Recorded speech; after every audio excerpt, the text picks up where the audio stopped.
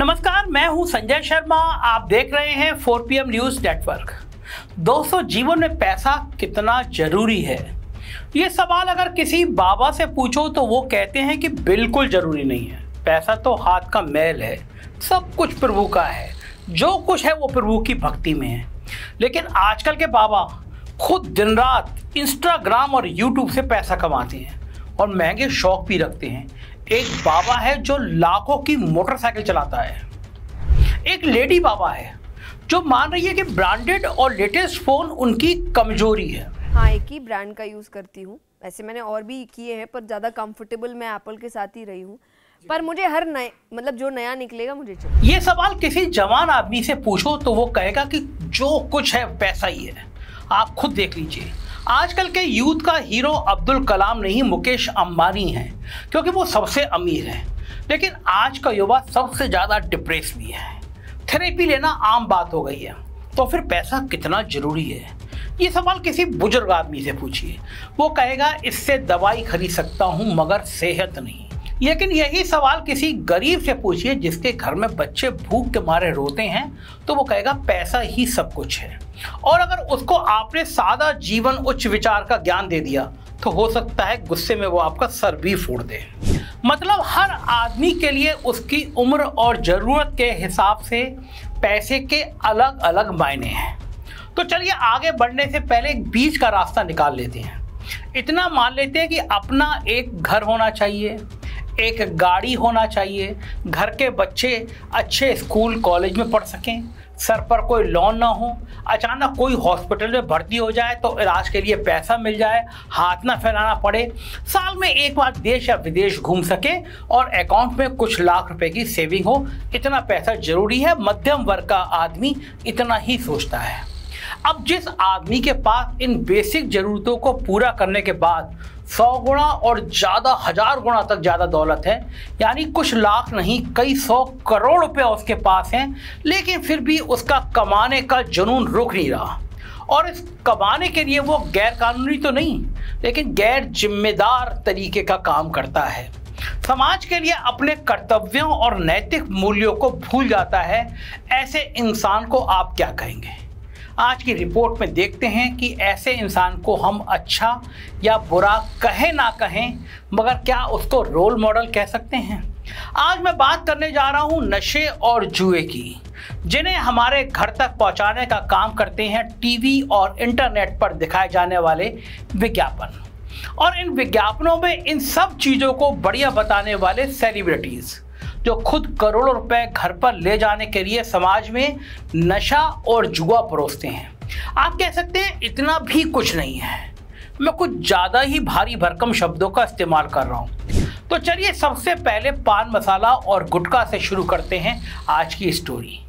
Tata memorial cancer centre की एक report के अनुसार देश में 50,000 लोग हर साल मुंह के कैंसर से मरते हैं और 1 लाख लोग बीमार होते हैं। मुंह के कैंसर की सबसे बड़ी वजह गुटखा और पान मसाला है और इसकी वजह से देश को सालों $5 बिलियन से ज़्यादा की प्रोडक्टिविटी का नुकसान होता है। आपको यकीन नहीं होगा, लेकिन बहुत बहुत बड़ी कहानियां हैं पान मसाले को लेकर। उत्तर प्रदेश में जब कोरोना की लहर आई थी, केवल 50 केस निकलते थे, तो उत्तर प्रदेश सरकार ने रोक लगा दी थी। कहा था कि थूकने से कोरोना फैलता है। वर्ल्ड हेल्थ सेंटर की रिपोर्ट थी, WHO की रिपोर्ट थी।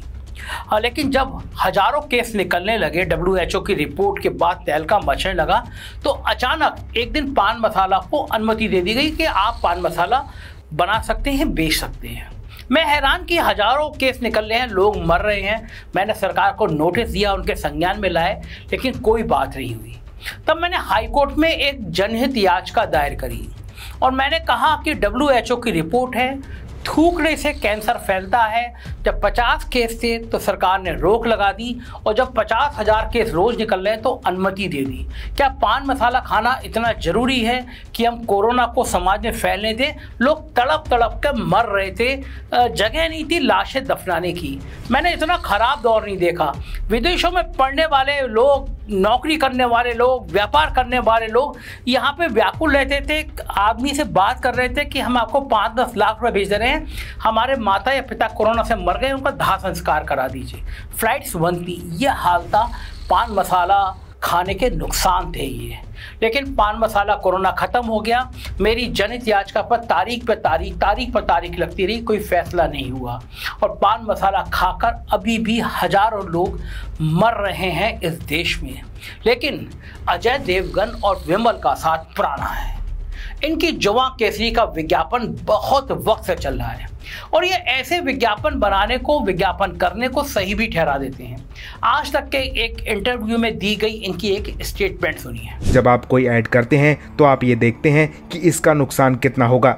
मैं खुद के लिए यही कहूँगा कि मैं इलायची का ऐड करता हूँ। मैं मानता हूँ कि दिक्कत विज्ञापनों में नहीं है। अगर कोई चीज़ इतनी गलत है तो फिर वो बिकनी ही नहीं चाहिए। अजय देवगन स्टेटमेंट में 3 बातें कहते हैं।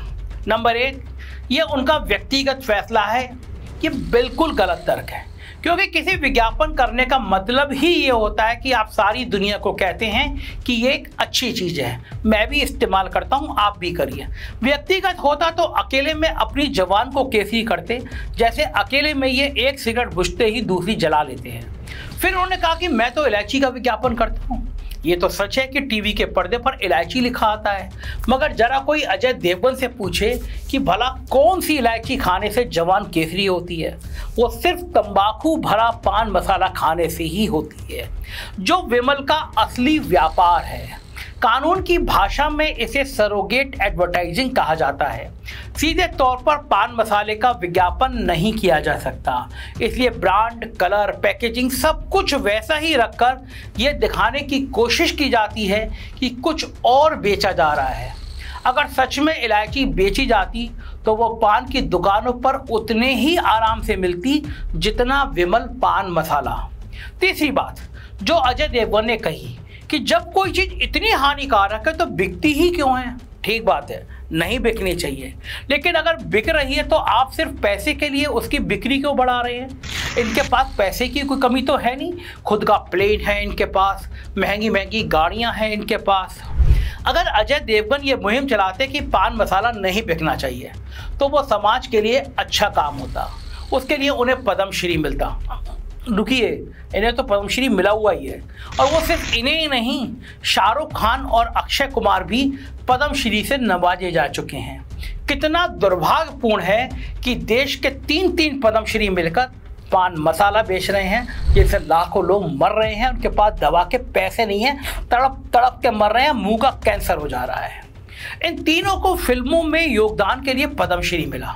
इसका मतलब सरकार और समाज ने भरोसा जताया कि आगे भी अच्छा काम करेंगे, लेकिन उस अच्छे काम से कमाए नाम का इस्तेमाल पान मसाला बेचने में कर रहे हैं। अजय देवगन और शाहरुख खान की तो फिर भी एक अच्छी बात है, कर रहे तो मान भी रहे, कह भी रहे हमारी मर्जी हम तो करेंगे।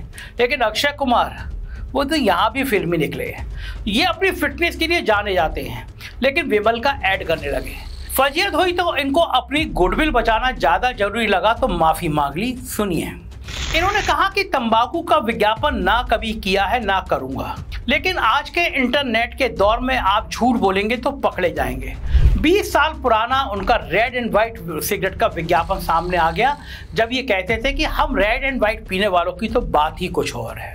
साथ ही माफी के 1 साल बाद फिर से विमल के विज्ञापन में दिखे। सफाई दी गई कि ये तो पहले से ही शूट हो चुका था, कॉन्ट्रैक्ट था वगैरह वगैरह। अगर अक्षय को दिल से बुरा लगा होता तो कॉन्ट्रैक्ट तोड़ देते, विमल कंपनी से लिए गए पैसे वापस लौटा देते। अगर जुर्माना होता तो वो भी दे सकते थे, करोड़ों रुपए है इनके पास, लेकिन नहीं, खेल ही सारा पैसों का है। गुडविल भी पैसा कमाने के लिए जरूरी है, तो भला पैसा कैसे दे देते हैं? और अगर हानिकारक विज्ञापन करने से सच में तकलीफ हो रही है तो थम्स अप का विज्ञापन तो अब भी करते हैं। भला कोल्ड ड्रिंक में ऐसी कौन सा अमृत है जिसे ये बेच रहे हैं? फल फ्रूट जैसी अच्छी चीज़ों का या खुद जो खाते हैं, या फिर मोदी जी से आम के बारे में सवाल पूछते हैं। मौका मिले तो मैं भी अक्षय कुमार से पूछूं कि ये नकलीपन का आम आप चूस कर खाते हैं या फिर काट कर खाते हैं। नकलीपन सिर्फ फिल्म इंडस्ट्री तक सीमित नहीं है, सेलिब्रिटी फिल्मों के बाहर भी है। 1983 में जब इंडिया ने क्रिकेट का वर्ल्ड कप जीता, मैं स्कूल में पढ़ता था, मुझे आज भी याद है कि हर बच्चा, बूढ़ा, नौजवान कितने खुश थे। कपिल देव और सुनील गावस्कर सबके हीरो थे। उसके बाद ये दोनों खिलाड़ी कमेंटेटर बन गए। वहाँ भी इज्जत और पैसे दोनों कमा रहे हैं। एक फेमस कमेंटेटर साल के 10-12 करोड़ रुपया कमाता है। फिर ऐसी कौन सी मजबूरी थी कि ये दोनों भी कमला पसंद बेचने लगे? वहाँ भी वही नकली इलायची और असली पान मसाले वाला खेल है। इनके साथ साथ वीरेंद्र सहवाग और क्रिस गेल ने भी कमला पसंद के विज्ञापन में आना शुरू कर दिया। सोचिए, कपिल देव हार्ट पेशेंट है, सुनील गावस्कर 74 साल के हो गए हैं, लेकिन फिर भी पान मसाला बेच रहे हैं। सुनील गावस्कर को 1980 में और कपिल देव को 1991 में पद्म भूषण सम्मान मिल चुका है। सहवाग को 2010 में पद्मश्री सम्मान मिला। इन सब लोगों ने पद्म सम्मान और पान मसालों को मानो एक ही कर दिया कि दोनों चीजें एक ही हैं। खिलाड़ी तो अपनी फिटनेस के लिए ही जाना जाता है, फिर भी पान मसाला बेच रहा है। इन लोगों को देखकर लगता है कि एक स्टेज के बाद पैसे की भूख एक लाइलाज रोग है, जहां आप अपनी सद्बुद्धि खो देते हैं। इनको पान मसाला बेचते हुए देखकर क्रिकेटर गौतम गंभीर ने बिल्कुल सही कहा, हम किसको अपना रोल मॉडल बनाते हैं, हमें बहुत ध्यान से देखने की जरूरत है।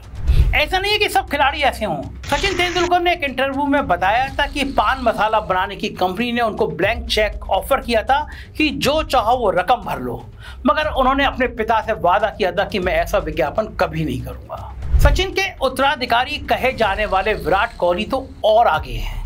2017 के बाद से इन्होंने कोल्ड ड्रिंक तक का विज्ञापन करना बंद कर दिया। इनका कहना है, जो चीज मैं खुद इस्तेमाल नहीं करता वो औरों को करने को बिल्कुल नहीं कहूँगा। मतलब इनके जैसे कुछ लोग हैं जो सिर्फ पैसे के लिए समाज में जहर नहीं बेचने का अच्छा फैसला कर चुके हैं। अब दूसरे जहर की बात करते हैं, वो है जुआ, जिसे फैंसी भाषा में ऑनलाइन गेमिंग कहा जाता है। लेकिन ये गेमिंग नहीं, गैम्बलिंग है। हमारे देश का सबसे पॉपुलर खेल क्रिकेट है और क्रिकेट में ऑनलाइन गेमिंग की सबसे बड़ी ऐप है ड्रीम 11। फैंटेसी क्रिकेट के नाम पर ड्रीम 11 इंटरनेट पर क्या क्या बेचते हैं मैं आपको समझाता हूँ। मान लीजिए दो टीमों के बीच IPL का मैच होने वाला है। दोनों टीम के खिलाड़ियों में से चुनकर आप अपनी 11 खिलाड़ियों की टीम बना लीजिए। अगर आपके चुने हुए खिलाड़ी अच्छा परफॉर्म करते हैं तो आपको इनाम मिलेगा, वरना आपने जो 100, 200 या 500 रुपए देकर टीम बनाई है वो पैसे गए, खुला सट्टा। अब आप ना मैदान में उतरे ना खेले, बस दांव लगा दिया, जैसे सट्टे में लगाते हैं। दांव लगा दिया कि आपके तुक्के से कौन से खिलाड़ी चलेंगे। जैसे घुड़सवारी में घोड़े पर दांव लगाया जाता है, मगर जैसे आपके घोड़े का मूड का नहीं पता, वैसे ही उस दिन किस खिलाड़ी का बल्ला या बॉल चलेगी ये भी किस्मत की बात है। यानी ये खुला जुआ है। लेकिन ये जुआ ऑनलाइन गेमिंग के नाम पर चल रहा है। ड्रीम 11 के 20 करोड़ सब्सक्राइबर हैं। सोचिए, हमारे भी 1 करोड़ भी नहीं हुए हैं, 20 करोड़। लेकिन मोटे तौर पर देश का युवा जिसे बेरोजगारी की वजह से सड़क पर सरकार के खिलाफ होना चाहिए था, वो रोज शाम को हाथ में स्मार्टफोन लेकर 1 करोड़ जीतने का ख्वाब देखता है और अपनी जेब से 100, 200 या 1000 रुपये लगाकर उठ जाता है। पर 20 करोड़ लोगों को क्यों लगता है कि वो केवल 1 करोड़ जिताने वाला इकलौता विनर बन सकता है? क्योंकि झूठे ख्वाब को ड्रीम 11 और इन जैसी अनेक कंपनियां बेच रही हैं, सेलिब्रिटी के माध्यम से बेच रही हैं। फिर से सचिन और कोहली को छोड़ दे तो शायद ही ऐसा कोई नया नाम, बड़ा नाम या पुराना सेलिब्रिटी हो जो ड्रीम 11 के विज्ञापन ना कर रहा हो। बल्कि अब तो ड्रीम 11 की इतनी बड़ी टीम बन गई है कि भारतीय क्रिकेट की ऑफिशियल स्पॉन्सर्ड है। सोचिए कितनी बड़ी कंपनी बन गई है। मतलब हमारे देश के खिलाड़ी जो टी-शर्ट पहनकर खेलने निकलते हैं उस पर ड्रीम 11 ऊपर लिखा होता है और इंडिया नीचे। और सिर्फ क्रिकेट ही नहीं है, ये ऑनलाइन जुआ दूसरे खेलों के नाम पर भी बेचा जाता है। रवि सर के नाम की ऑनलाइन गेमिंग ने ऋतिक रोशन को अपना ब्रांड एम्बेसडर बनाया है। रवि तो सीधा साधा ताश का खेल है। ऋतिक रोशन जिन्हें बच्चा बच्चा फॉलो करता है, उनके गानों पर नाचता है, फिल्में देखता है, उन सब बच्चों को ये कह रहे हैं कि रमी खेलो।